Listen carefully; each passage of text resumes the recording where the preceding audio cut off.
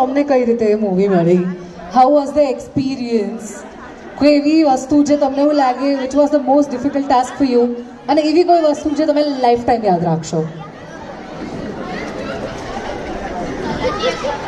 તો ધુરંધર માટે મેં બેસિકલી મારી એક આદત છે કે હું બધા લોકોને રીચ આઉટ કરું છું. મેં કોઈના રિસેન્ટ કામ જોયા, રિસેન્ટ ફિલ્મ્સ જોઈ હોય તો એમના IMDbમાં જાઉં, અંદર કાસ્ટિંગમાં જતો રહું, ઇન્સ્ટાગ્રામ પેજીસ, એમની શું કહેવાય IMDb પ્રોફાઇલ અંદર હું જોતો રહું છું કે એક્ઝેક્ટલી ચાલે છે શું.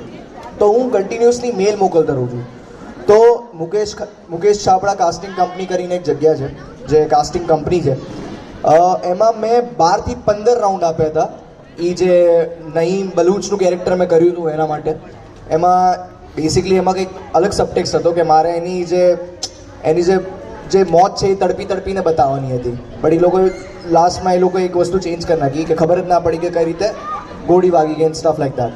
સો પહેલા દિવસમાં આઈ વુડ નોટ લાય, ફર્સ્ટ ડે તો મારા માટે થોડું ટેન્શનવાળો હતો કે there are big names in front of you. Akshay Khanna sir છે, રણવીર સિંહ છે, આદિત્ય ધર સર છે. I also met Sanju Baba, I also met Arjun Rampal. તો એવું થઈ ગયું હતું કે મતલબ it was like for me it was a very big thing કે ભાઈ આટલા લોકો. તો first day I was like shivering and stuff like that.